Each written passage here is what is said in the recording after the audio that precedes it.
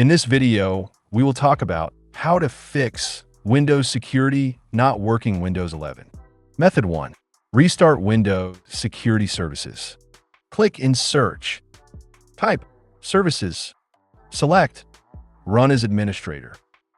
Here, you need to find Security Center, Windows Defender Advanced Threat Protection, and Windows Defender Firewall.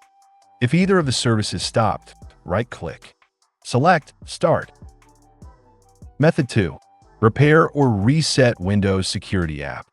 Click on Windows icon. Open Settings. On the left, click on System. Scroll it down. Select System Component. In Windows Security, click on 3 dots and select Advanced Options. Scroll down. First, click on Repair.